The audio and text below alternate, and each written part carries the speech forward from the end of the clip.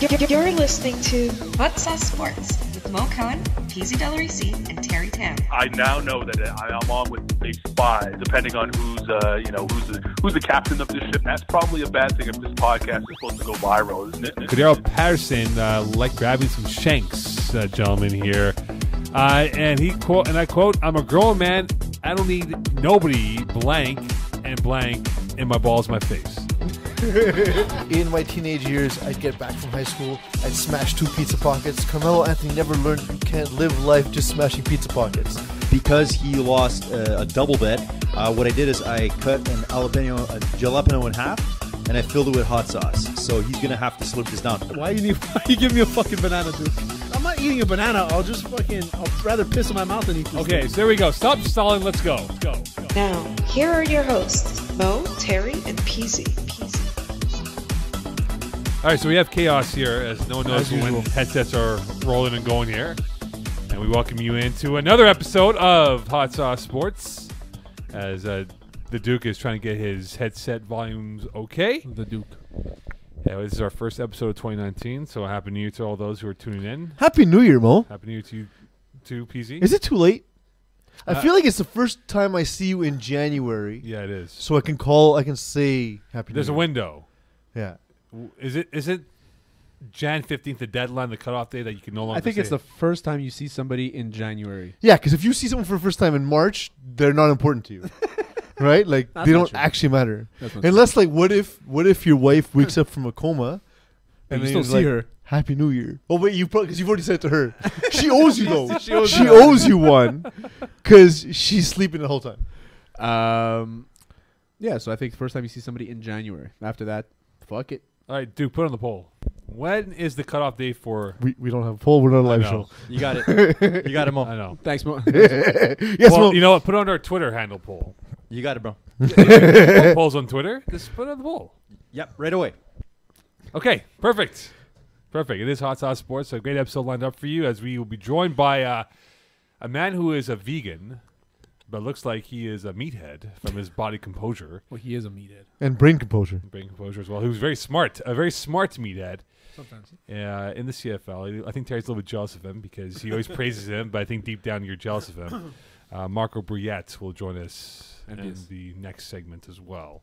But let's dive into the week that was, the year that was, and now who we are. We have our champion in the college football rankings. PZ for the last 8 months was crying about Georgia being the true champion, but they were nowhere near. Well, I'm saying they may have put up a better fight. Perhaps they did, but in the eye of the tiger, the Clemson Tigers winning their second CFB title in the last 3 years and hammering the Alabama Crimson Tide by a god-awful score. I have a question. Is Notre Dame a good school, like, for smart people? Yeah. academics So is huge. how do all these Is it a good ridiculous school for fans smart think that Clemson beating Alabama, since for the last 4 years it's been a 2-team sport, how do they think that Clemson beating Alabama Makes them. validates their loss to Clemson? I think it's more of a little man syndrome of like, all right, we scored 3. All right. We'll take the loss to the better team kind of Yeah, thing. exactly. We kept it close till halftime. 'Cause if Oh, so they're just losers. So there's the second best second place team. They're the Yeah. third best second place team. That's another question I have about Sure. the game in general. Another question I have of the game in general is, when did Clemson become this lovable underdog? They won in the last 4 years. They've won as many titles as Alabama. In the same game we've watched for 4 years, where they play each other. Well, I think it's the charisma that they all have. Nick Saban's sort of that North Korean dictatorship. You know, you do like because this. Dabo Sweeney is known to be really Oh, nice yeah, and chill. Dabo is more the religious dictator over there. But I think what it was is that you look at Clemson, fun-loving, hammering up in the locker room post-game celebrations. They have a slide going from the second floor to the front door of their complex. That was hardly paid for by the alums, but more by the players. Yeah. So I think Clemson is a school that gives the perceived notion that come to South Carolina, we'll have fun and enjoy the ride with it. So which dictators would you compare to Saban, and which would you like? Oh, we'll go sports Saban's dictators. like Mussolini. Sports dictators. No, real dictators. Political's not this. People don't understand this. People go, huh? I want to see which theocracy you're Stalin? thinking of when you think Dabo No, Sweeney. no. Stalin. Stalin? Yeah. Duke, who do you got? Because they've killed as many people as. I'm wondering if athletes want to play for Clemson because they keep their coaches. Well, no, I mean they lost Chad Morris, the OC, to SMU. They've lost coaches, right? I mean, and they're going to start losing them more and more. Yeah, but I as mean, much as Alabama, though. But look, the impressive feat about Alabama guys is that they've lost. They went through Lane Kiffin, Steve Sarkisian, Brian Dable, Mike Lockersie, 4 OCs in the last 3 years, and yet they are playing in their 4th consecutive national title game. And people are going to poke and make fun of them that they're finished. It's 1 year. They have the #1 recruiting class coming in for 2019. They're going to lock and load for next season. They're ready to go. Every year they're ready to go. Here's the other thing. In Nick Saban's tenure, do you know the percentage of times that Alabama has won a championship? I think it's 6 out of the last 10 years. It's 50%. Yeah, it's exactly that's right, 50%. like that. In the last 4 years, 5 out of the last 10. do you know how many? What the percentage is? 50%. In the last 2 years, you know what the percentage is? 50%. So nothing's changed. But like, it's crazy. It's insane how people lose their minds and can't think after a single football game. They still have a Heisman runner-up at quarterback. Yeah. They still have who's trapped there. But by the way, which we'll talk about in a second about all these quarterbacks being trapped in these. Another schools. year. So why do you think that they'll be worse or that they're finished when they were the second best team in the country? It's because people have very short memories, extremely short memories. I thought you were gonna mention shorter other thing. Well, that too. Not like me. The ones at Notre Dame. So they have people have short memories in general. They always remember. Like, I'll give you an example. As a Cowboys fan, I hated on Dak Prescott. Love Dak Prescott now. You know what I mean? We made fun of you at Nassau's for yeah. I mean, not that I love him. I explained myself then. I don't have to explain myself. Don't worry, he's got a Dak tattoo underneath his lace cashmere sweater. My wife's gonna get a Dak Prescott tattoo like Rex Ryan's wife. Got a remember that Mark Sanchez tattoo? Mark Sanchez on the foot. That was nasty. That it wasn't on her foot, was it? It was on her shoulder? foot. Can you Google that for us, Duke? Rex Ryan Sanchez tattoo, please. You got it, bud. Where it was? So so people have very short memories, and they see this as, they lost, so they're falling off. Clemson's the new powerhouse. Notre Dame looked okay. Georgia should have been there. Oklahoma this. Suck my balls that. So at there were a lot of people saying suck my balls. Yeah.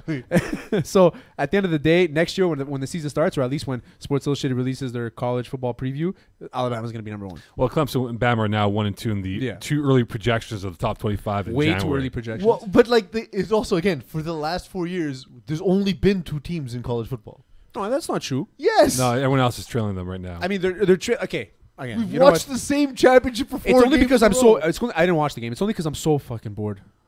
I'm so fucking bored of Alabama. I hate talking about Alabama. The reality was they get way too much press, and they're kids that are probably 35 years old.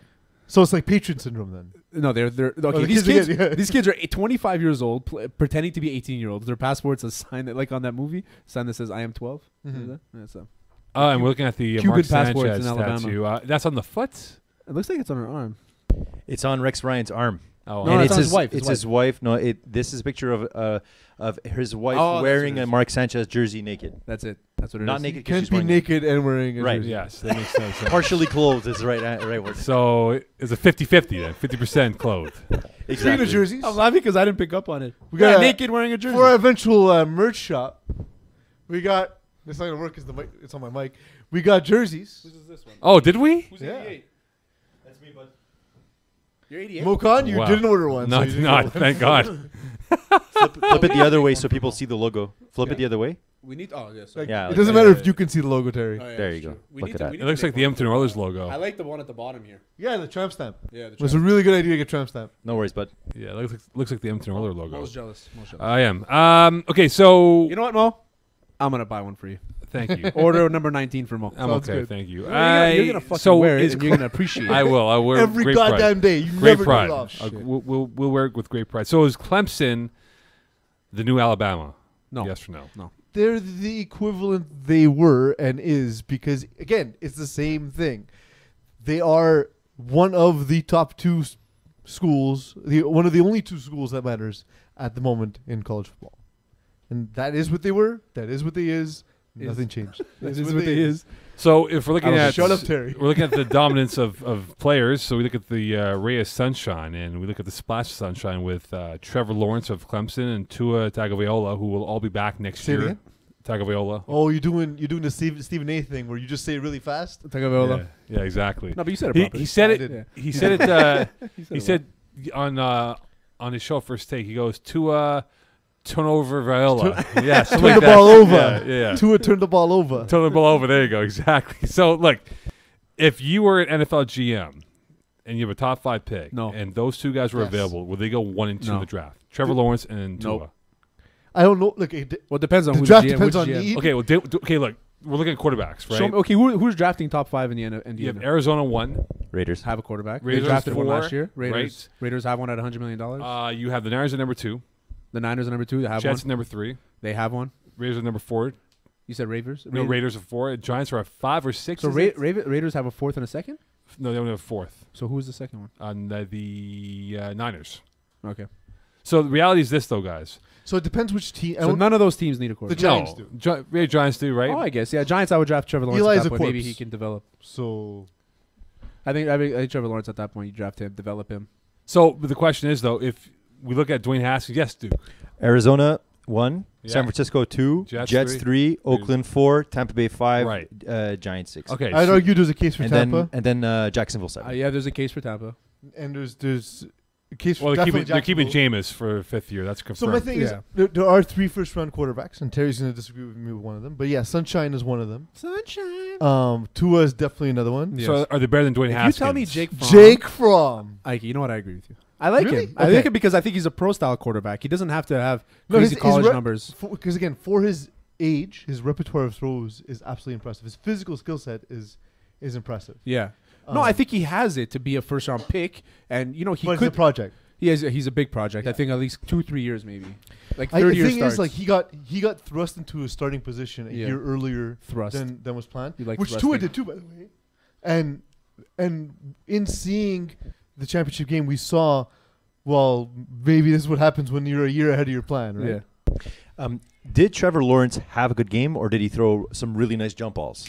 He threw nothing but jump balls, but they were thrown in good locations, and he has I mean, great his receivers made like insane Yeah, one-handed the catches. though. one right, the one where he jumped, the dude jumped to his left, caught the ball with his right on the helmet of the defender was insane. Well, look, Ross was his name. Ross, yeah, he's only in his first year, right? Yeah. And they stole him from Alabama, and they stole Lawrence from Georgia. And what if, right? If Justin Fields did not go to Georgia and Trevor Lawrence did commit to Georgia, maybe we're talking about Peasy's Bulldogs being the national champions, Yeah, not you know what? Well, not losing the Sugar Bowl against Texas. Well, what's it called? That was such an ugly game. With beat Fields down. with Fields leaving means it's a very short window for Georgia now. Well, I mean, Georgia, their roster is comprised of first and second year, which was 68% of Yeah. their roster. So it's a young team. And I know people were on the Georgia bandwagon thinking they're going to get back to the CFB Final Four. I thought they're a year away. But we look at these two teams now.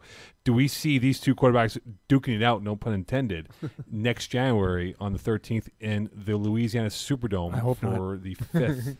How mad's Terry going to be once again? I really hope not, man, because it just because it makes it proves that the college playoff is garbage, and it proves that the best recruits are going to go to the best teams. They're not always going to go to the teams that Well, might. I don't know. That might be Look able at to Oregon, because Oregon's recruiting Oregon class is recruits top well. 5. They, So, they took number one defensive I end. just don't It's know. true. So like when No, they he's rate right, these though. recruiting classes, I actually don't believe it's right because, like Terry said, all of the guys at Alabama are larger than the garage door we use to enter the studio. Yeah. So I mean, like Derrick Henry as a high school athlete looked ready. Looked like he'd already murdered 40. He was a people. monster. Yeah. Yeah, but look, recruiting is a huge. We know it's a bloodline for all programs, right? Yeah. But look at USC, look at Texas, look at Florida. All these teams were dominant in the mid 2000s. Stop with Florida. But no, but they tailed off, right? Because they couldn't recruit, right? No, but he's talking about 2000s when Florida was where they were dominant. dominant, right? But these guys all fell off the wayside. Look at USC now, right? They're Yeah. paying for their sins of not being able to recruit as well. Schools now, like remember 20, 30 years ago, the tradition was you would only geographically go within your area. You would never go to Florida from Michigan. But now schools are going cross country to get their players because they know we have the facilities, the look, the whole nine, the Nike swoosh, the Under Armour logo. Well, to get that's- kids come to our program. I always say that if I had to choose any school, it'd be Oregon because of the uniforms. I thought you'd be like a Mizuno guy, like one of those like lower like Division III. It would be Oregon or Notre Dame. I'm choosing Shocker. I'm choosing. Why is that a shocker? Good old Midwest boy. You look like a Midwestern. So Guys, you know what Mo looks like? Pepperdine University is where it's at. Pepperdine? Yeah, it Great is on school. a mountainside facing the Pacific Ocean. Yeah. You know who Mo looks like? Who's Mo look like? Mo looks like the girl that was yelling "No" when Trump got voted in. Perhaps. Maybe I was there. Maybe I was that story. girl. I was looking at you. Mo I'm like, was I that recognize girl. you. So what you're saying though, like programs like USC may darker. have fallen off the cliff.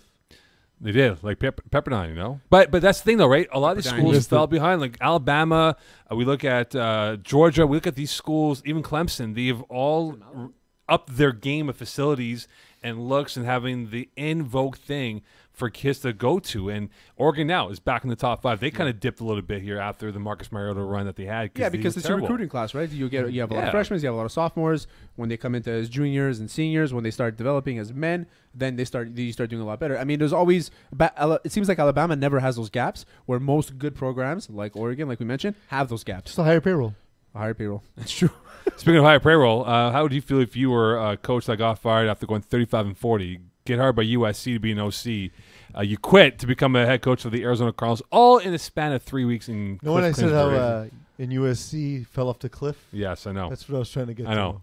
Should have set you up. I know. Alley-oop, and like it went straight out of bounds. It's in the third row. It was a JaVale McGee move. It went nowhere. It went way to the 14th row. But JaVale McGee. yeah, I mean, we keep that. in years. So look, the JaVale McGee of this podcast. Okay, if you read the Arizona Cardinal memo, the media memo, it said Cliff Kingsbury, a friend of Sean McVay. So it's like if you're a friend of Sean McVay or if you know him through friends, hey, we're going to hire you right now. Yeah. So is this the overreaction move of what they did to say we're going to hire an offensive-minded guy who went below 500 with a mid-major school in a big conference, or is he the right guy to now revitalize a very terrible Cardinal team? Cliff Kingsbury is living his best life. He's good looking too, man. Yo, Yeah, you're a fan. I'm a huge fan. First man. of all, if I looked like Cliff Kingsbury, there would be an STD named after me. The dude is fine as hell. The piece. And the thing You is, got peased. he's also dating Holly Saunders. No, the fuck off. Smoke show, Holly Saunders. Holly Jeez. Saunders is the best looking woman on TV. Yeah, maybe Earth. Yeah. Maybe Earth. Best looking woman on TV. Put on the poll. Is Holly Saunders the best looking? And You and got then it, bud. like he leaves You got it. he leaves USC after Clay Helton was like, no, he told me he's staying, therefore he's staying. And then like 60 seconds later he was gone, and then Clay Helton still supported him. So like the dude's loved by his bosses, who he fucked over. I mean, I think he's a good looking guy. I got to get a better look. He's really good looking. He's got a with Holly strong Saunders, he's a profile. head coach of a team that can't possibly be worse. He coached Johnny Manziel, Davis Webb, Pat Mahomes, Baker Mayfield to a 35-40 record. I mean, yes, Duke. Let's not forget third-string quarterback for the Montreal Alouettes, That's right. He was Really, back in yeah? 2004, was it, or 2005? 2007. So maybe our guest knows him today. They probably may have crossed paths. 2006. It might have been his first year, actually. Now that I think about it. No, he was 2009, 2010, Marco. When did he won it? Marco Bria joined us, by the way, for those who are trying to we'll figure ask him. it out. But is this... I give him. I take a couple. But is shots this an from off. overreaction, though, to hire a young coach to become that wizard for your offense? So here's the thing, like, and here's where like Stephen A. Smith has become the old man. I was seeing today he's saying how he didn't have the look of a head coach because he was so young. What's But the look why of a head wouldn't coach? you want to hire someone young who We look you like head could- coaches, actually. seriously? We got a gut. Well, from like 20 years ago, yeah. But no, but the the way thing Phillips is- look. But instead of Phillips. recycling all these guys who are just simply trash, like the Raiders brought back a guy who hadn't coached for a decade because of his name Caveman Gruden. and guaranteed him $100 million. And When- denied having full control, but now has been admitted by Mike Mayock. He's now in full control of the team. Who's in full control? John Gruden or Mike Yeah, Mayock? John Gruden. So why is Mike Mayock there? He is He's their there. friends. Yeah. They're friends. You You need a GM. so instead of the recycling, NFL has to. You have to have a GM on the team on the roster. instead of For sure. recycling all these old guys that are tough to get rid of because they're established names, why not take a shot? And if it doesn't work, fire his ass. Well, here's the thing, right? I mean, Steve Wilkes, got fired less than a year, and they went through like a 2.5 week process to hire Steve Wilkes. The Cliff Kingsbury story reading up today was a 4-hour process. After he left the Jets, he flew to Arizona. Hey, nice to meet you. You're hired. Okay, let's go. 4-year deal plus an option. All right, let's do it. Hey, you know what? Try new blood. It doesn't, like you said, it doesn't make a difference really who you fucking All right, hire so anymore. does Josh Rosen throw more than 20 touchdowns next year To who? He has David Johnson, Larry Fitzgerald. if he comes well, back? again, comes guys, back. free agency hasn't opened. Christian The draft Kirk. hasn't happened. We assume the team. Let's say we assume the team is what it is now. Maybe they add a receiver from the draft. They can trade down, right? If someone trades up for Yeah. the number 1 pick, they're going to get a boatload of They can picks trade for down. that. Maybe get a receiver. Christian maybe, Kirk. Maybe some Pharaoh help. Cooper, JJ Nelson. There's a lot. He's got weapons. I don't know, but maybe some help at O-line might be able to. 20 touchdowns in that division. I'm going to say no. But let's not forget the Cardinals draft, and I'm trying to remember. It's been atrocious the last 3-4 years. Besides Deone Buchanan, besides Patrick Peterson, Deone Buchanan's been their biggest hit. DJ Humphrey's a bust. Yeah. You can go through the list of guys who've been bust. Robert Kendishe was a complete bust. They've not drafted well, and I think that's a huge a cog for anybody to be successful. You need to have a good draft body of work here, and they've not done that in the last 4 or 5 years. You also need to develop. This isn't fantasy football. And here's the thing. Maybe I'm going to look like a douchebag when he's like Jared Goff next season, but I don't see anything with Rosen. His footwork looks like a disaster. He looks like he's got cement blocks on his feet. Can't Mel Kiper over here. I think ESPN's hiring a quarterback camp over here, PC Delarizi, you know? No, it just... You're not impressed. Not impressed. No, it's like, but you see guys coming in ready now. Baker Mayfield's ready now. Sam Darnold's ready now. He doesn't pass the eye test. In defense of Josh Rosen, he went through a Stoneman OC and Ken Wisenhunt. I beg your pardon. It was Mike McCoy, beg your pardon. And he got fired after 4 weeks, and they brought in Byron Leftwich. So he was doomed from that point that he was not going to be successful or thrive in that system. But now it's in turn of a page here, and we talk about Jared Goff. His first year was pretty bad, and maybe he has that second-year renaissance, Josh Rosen, the chosen Rosen, that is, and becomes an all-pro quarterback. All-pro quarterback? I don't know. 20 touchdowns. 20 touchdowns in the NFL. If you're not a 20-touchdown quarterback, then you're not a starter. He's a starter, so maybe he'll hit it in that division. Like I said, I don't think so. He doesn't pass the eye test for me either, Pease. I mean, I'm a quarterback guru, quarterback connoisseur. Oh, you mean like John Gruden, who said Nathan Peterman was the best thing he's ever seen? Johnny Manziel should go first overall. You say one thing, and it haunts you forever. But it's the dumbest thing. Yes, Duke. Yeah, I feel like this is all the same things that we were saying about Jared Goff before Sean McVay. That's literally how I started. That's not at all. That's not at all what we were saying about Jared Goff. What we were saying about Jared Goff is that he was never in a huddle before he got into camp his entire life. He had Jeff Fisher coaching him. Yeah, Jeff Fisher coaching him at first. It's not gonna help anyone. I think Jared Goff, we saw the potential. It had nothing to do with his footwork, has nothing to do with the eye test. He looked good. We didn't know if he was going to be able to adapt to the NFL.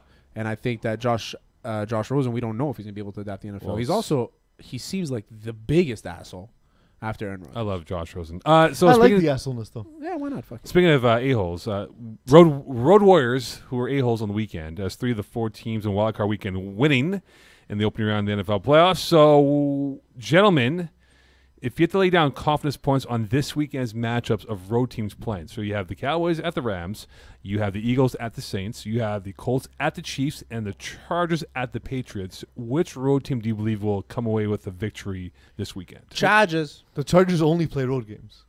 Well, that's so they're always on the road. So it doesn't matter. Yes. No, but he's saying which road team this weekend. Yeah, but like for them, every game's a road team. So like, doesn't matter. It doesn't matter for them. It's great. But for us right now, all right. It's Chargers for me. I think Chargers are going to be the ones. Why? Because of what? What's going to be the difference this time for LA to beat the Patriots? San Diego. I think San Diego is going to win. Carmen San Diego? No, they're playing Carson, California. Oh, Netflix is doing a Carmen San Diego show coming out in January. Who's going to be in it? Carmen San Diego. Oh, nice. No way. Who? That's Carmen San Diego. Get the fuck out of here. I'm not watching. I can't hear you. You don't have my Jennifer Lopez. Oh, nice. Totally watching that. Okay, so I think the Chargers are going to win. I don't know. I think that their defense is going to be able to get to Brady. Their D line is going to be able to get to Brady. They're going to be able to run the ball pretty much at will because the Patriots defense does not look good this year, especially their front seven. Chargers, their matchups overall, I think they're really good. The Patriots don't have the depth at receiver that they thought they were going to get. Josh Gordon's not there, so you're relying on Edelman and a really banged up Gronkowski. So I just don't see Gronkowski's walking around like Solomon Grundy. Yeah, I don't see it happening for the Patriots this year. But they're also the team that makes the best adjustments. So you never know what's going to happen. So Pizza, who do you have liking? Who do you like this weekend for? I like the Colts. They're 4-0 against the Chiefs, by the way, in playoffs. I feel like a crazy person. Yeah, but none of those players were on the same team. Yeah. Correct. History is showing that they've won twice in the Arrowhead in playoffs, so they've done it before. Yeah, but none of those current players. I'm just saying. Did that. History is showing that the Colts have won, and so history dictates what goes on now. Okay, so the Chargers are 0-7. I'm pretty sure Andrew Luck was in Oliver's ball sack when one of them happened. Well, 95, man. Jim Harbaugh's quarterback. I like the Colts matchup too. And they're a better collection of talent than we knew them to be at the start of the season.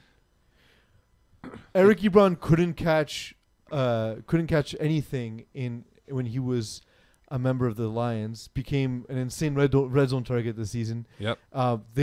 Andrew Luck has infinite tight ends that catch balls for him. Yeah. The line has finally started protecting If only him. he had Dallas Clark. If only. That's all he needs. That's all he Ben needs. Utek. But I do like them. I think it's a better built team than we knew them to be, and I think that the reason we don't think of them as better than they are is because of how bad our expectations were, and it's hard for us as dumb creatures to improve with more information. Okay, so if you're picking the Colts and the Chargers to win as your confidence points for road teams, Absolutely. are you implying now that the Chiefs and Patriots are the most vulnerable home teams? Then? Yes. So are we looking at a Charger, Colts, AFC 100%. title game I showdown? just puked Give it in to my me. mouth. What? I Really? just puked, yeah. I'll give me Luck and Rivers. No, Chargers Chiefs would have been great. Nah. We have What do you- look. We have another 100 years to watch Pat Mahomes. I'm just saying the game is going to be great, but I would love to see Andrew Luck in the Super Bowl. That's what I'm saying. Andrew Luck, Yeah. Phil Rivers could be a fun AFC. gimp game. Fuck, shoulder. he's ugly to watch, though. Eh? A gimp shoulder of Andrew Luck making it to the Super Bowl. Huh? Who would have Yeah. thunk it? By the way, his shoulder does not look bad at all. No. I remember week 1, 43 pass attempts. Like they don't care about his life No, at all. screw that, man. It's the NFL. We're They gonna don't care about this doggy dude. down to the ground. Do you guys remember that point in the season where they put in Jacoby Brissett to throw a Hail Mary, bomb yeah. and all the questions came Against the out? Jets, yeah. Is he finished? You know, just because of one throw. He probably put in Jacoby Brissett. Well, But, you like, it's wonder. also okay if another guy has a stronger arm than you. Like that's okay. That's not the only measure of quarterbacking. Otherwise, Jeff George would have been a fucking godsend. I got a cannon. Okay, so speaking of strong arms here, so we look at Vic Fangio, Bruce Arians, and Matt LaFleur all being hired by the Broncos, by the Buccaneers, and by the Packers, gentlemen. PZ, I ask you this as you make fun of the Titans' full throttle offense that looks like a flag football team offense. They wish they looked like a flag football team offense because that's an offense that throws the ball. Eagle, how excited are you as a Packers fan? He's a Packers fan? He's a Packers fan. He's not an Eagle fan. Having the great Aaron Rodgers being coached by a team that ran the ball every goddamn play regardless of the situation. There we go. That's the one. You went from Mike McCarthy giving him an incompetent system to a guy whose system was from 1936. And a friend of Sean McVay, by the way. Yeah, Yeah, that's what it is. it'll be fun. It'll be fun. But hell, Mike McCarthy, when he went from the Niners to the Packers, his offense was ranked number 29th. So maybe you think he's Mike McCarthy 2.0 over here, you know? But that's it's the most. This is why public ownership of a corporation doesn't make sense. Why? Because the board of directors simply can't come together to hire someone who lets you win a championship with the greatest quarterback to ever play the position. But he's also hot though. So again, Yeah. But hold on, here's the thing, though, right? We look at Vic Fangio. Who's hot? Matt LaFleur. Really? I thought, by the way, when I heard the name, I thought he was 1,000 years old. He just has an old name. No, it sounds like a very young name, actually. Really? Yeah. No, Like the a young guy would from be Les Matty Angeles. LaFleur. But we look at Vic Fangio.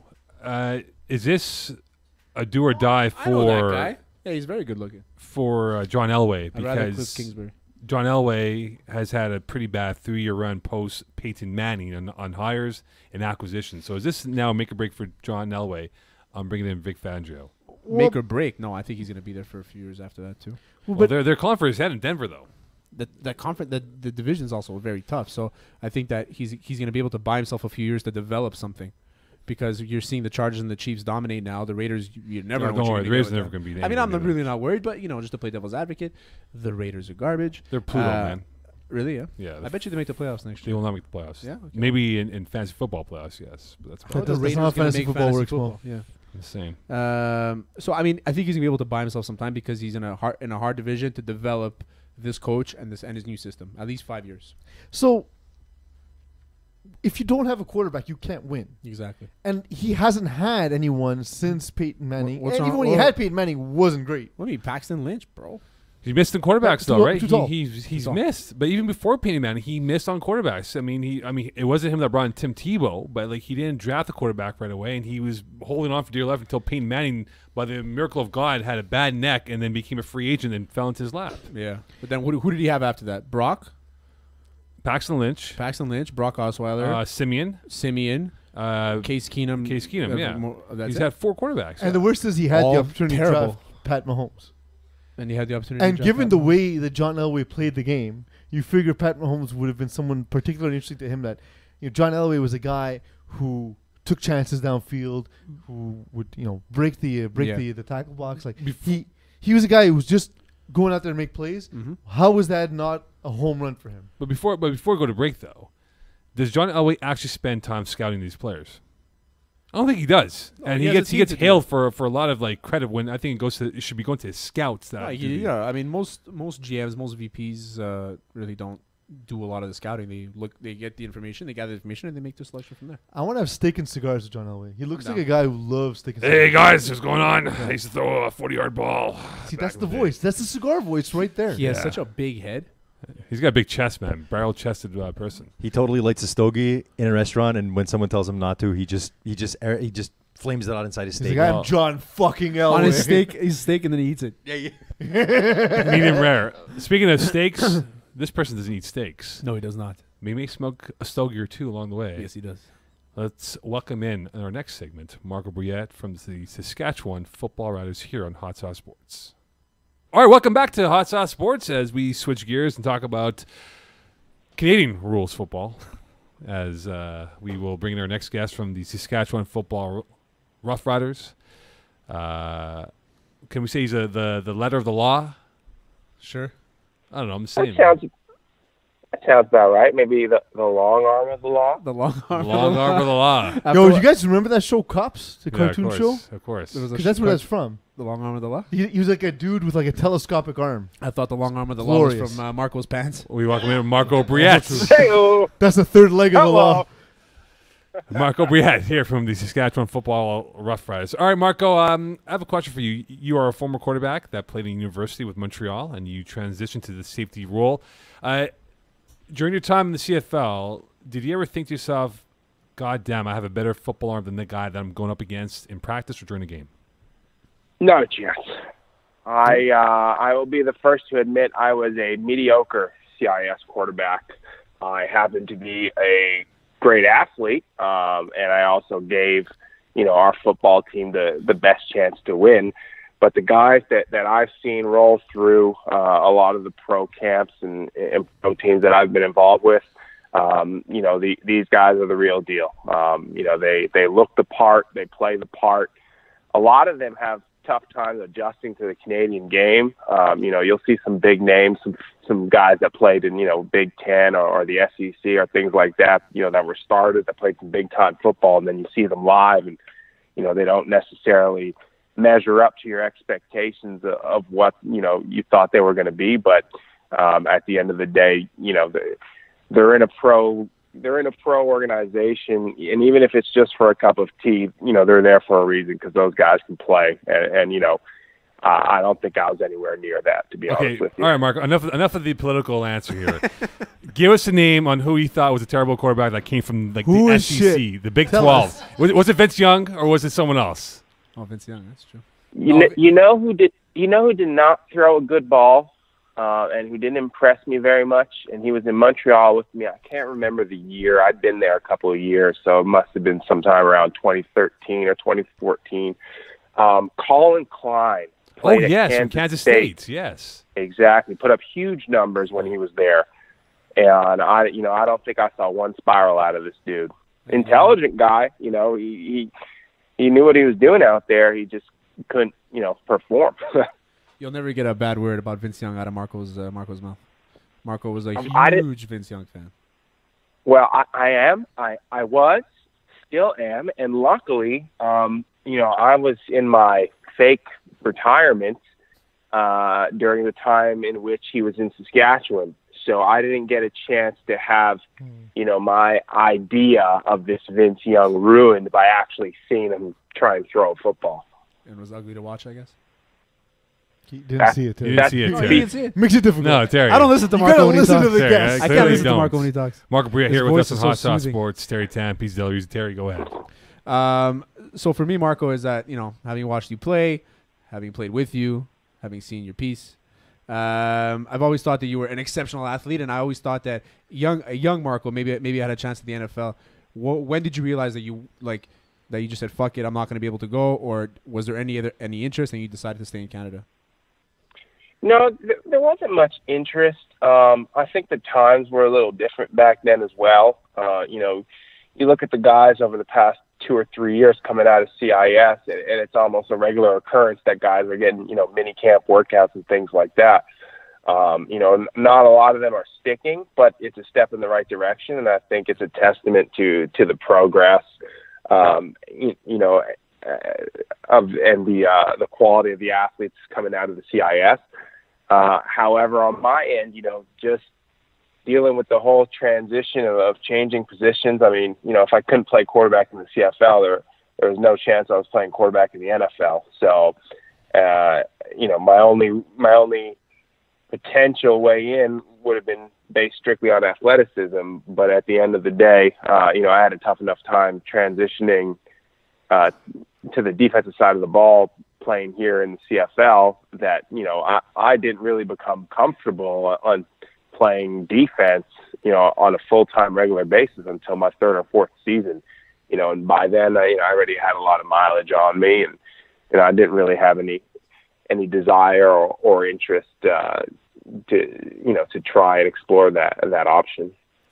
Marco, it's Pease here. I have like a semi-serious question and a very serious question. The very serious question, of course. Oh, you're gonna warm me up first. Yeah, 100%. Like the very serious question is your most misheard lyric, true or false, is from Elton John's "Tiny Dancer." True or false? Because I got another one. I got another one for you. I want you to rate it, but you tell me, is that the one for you? You mean Hold Me Closer, Tony Danza? Absolutely. My entire childhood, I thought it was Tony fucking Danza. I think everybody did. To this day, I still believe it's Tony Danza. Yeah, maybe it is.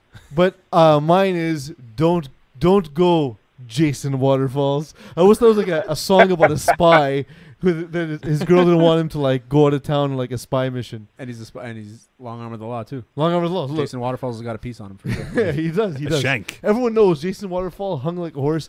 Also, quick question before we go to our producer because he did a terrible job and didn't get us the information. Did you play for Cliff Kingsbury? With Kingsbury. Okay, I'm sorry. Play with Cliff Kingsbury. I did not play with Cliff. Oh, yeah. He was a 2010 draft.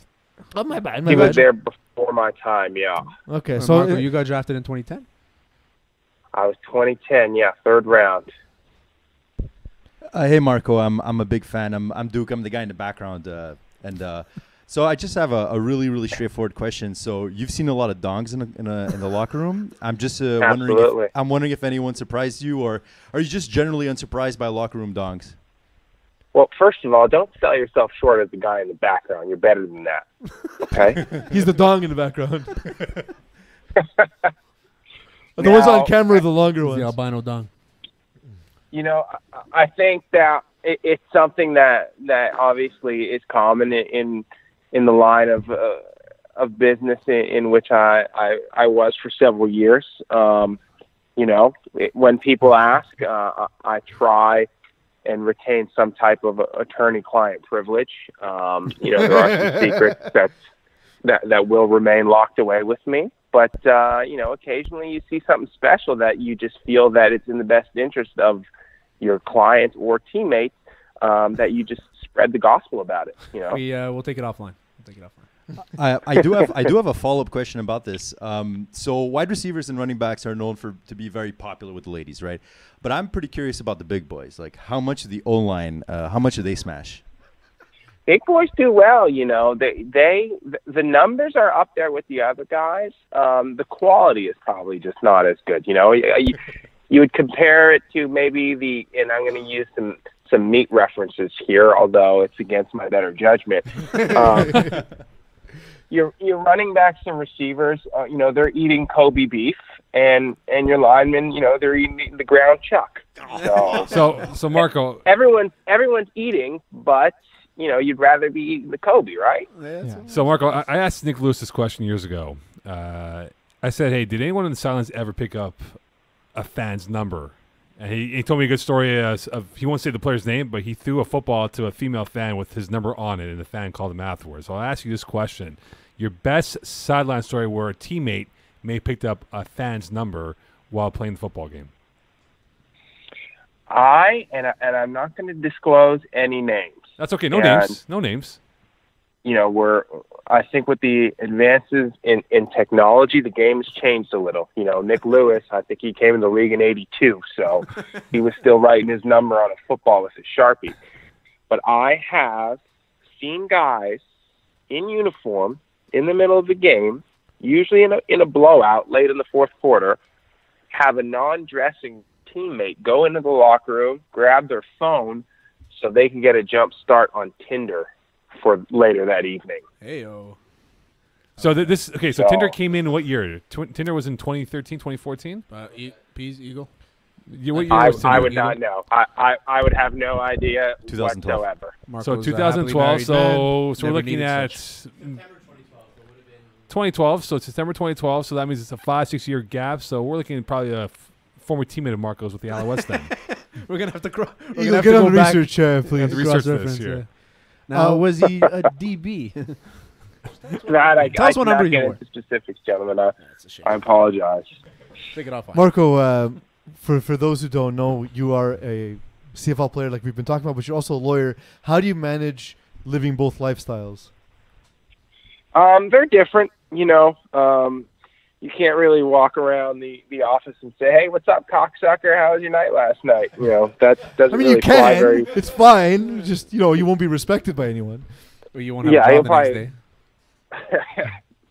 Along those lines, but it's different. But I do enjoy both. You know, my path to getting, you know, where I was and becoming a member of the Quebec bar was different than your typical attorney. It took longer because, you know, obviously I was working with only, you know, 5 or 6 months off during the off season, but which weren't really off because I still had to train and prepare for an upcoming football season. So it took a little longer.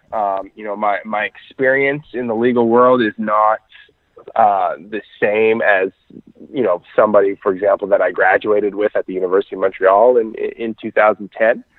But, you know, I've been able to dip my feet kind of in the legal pool. And I know that that's going to be, you know, what's waiting for me on the other side, whether that's, you know, this year or next year. I still really haven't made my mind up on what my next move is. My contract expires with the Riders before free agency, so I'm hoping to have a decision made by then.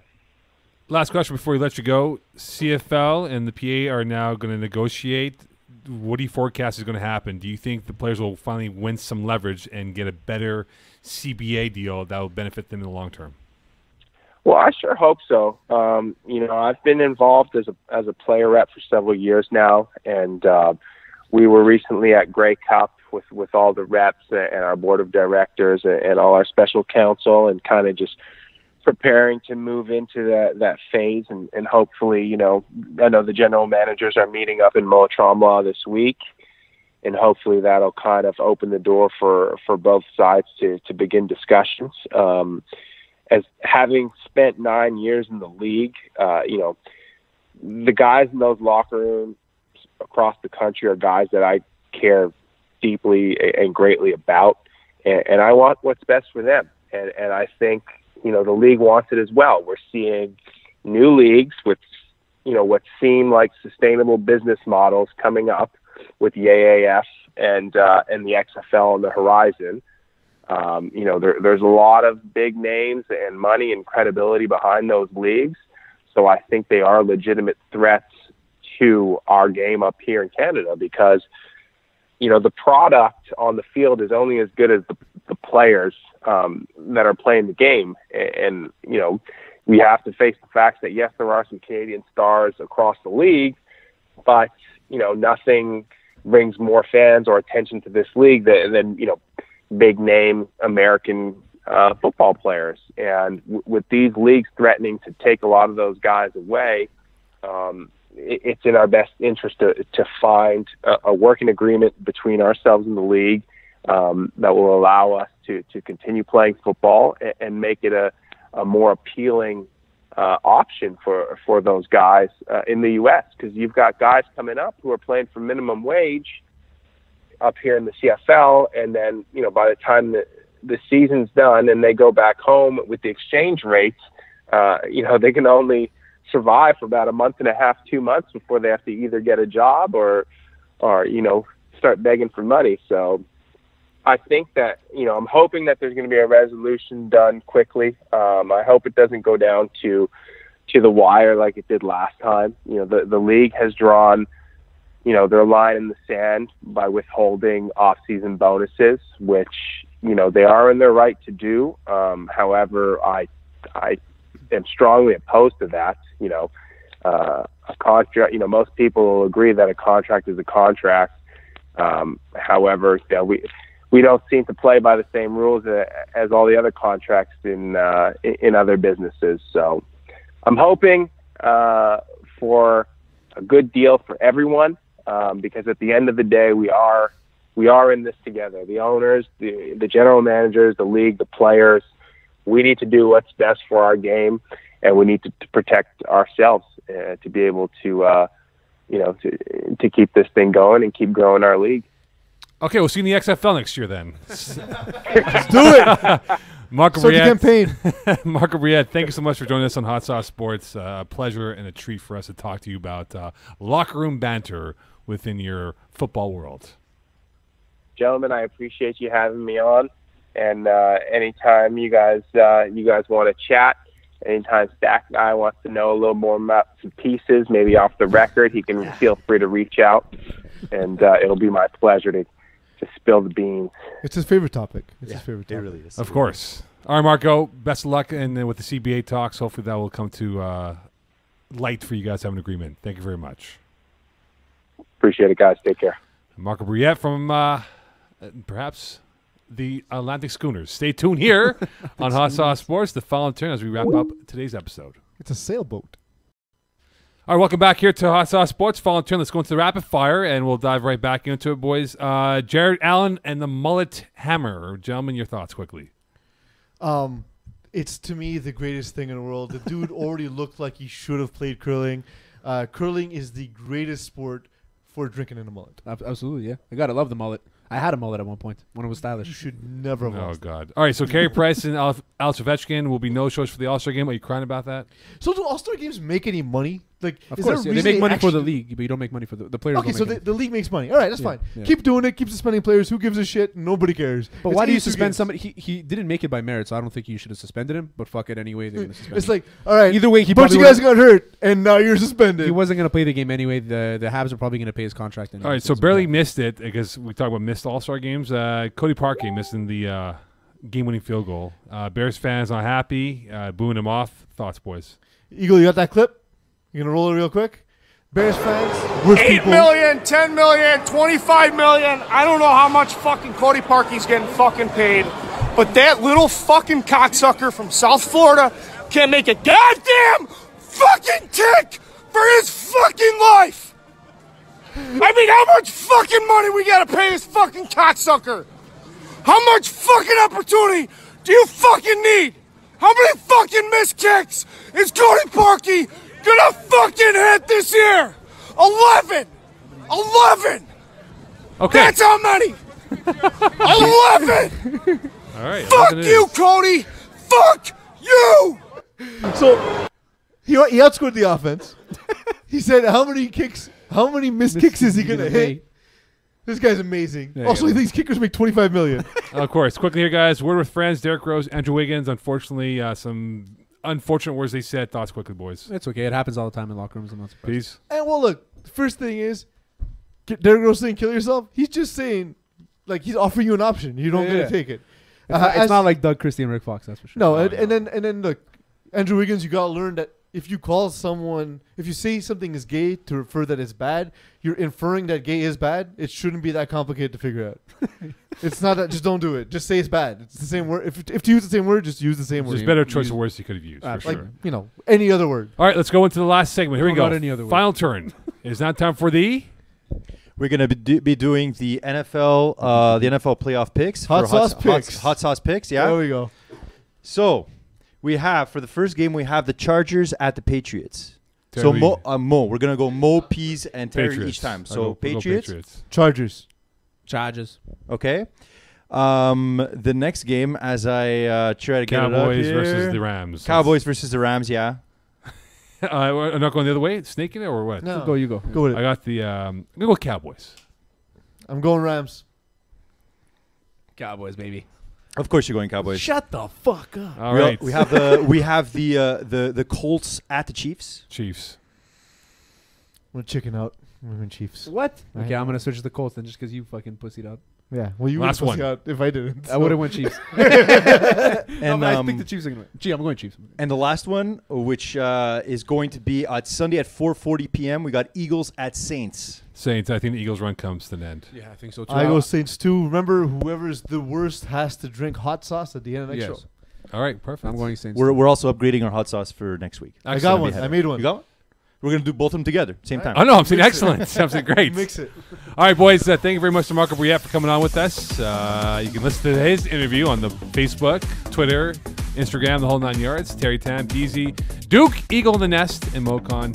Wishing you a good evening. Goodbye. And by next week, we'll have our final four for the AFC and NFC playoff brackets.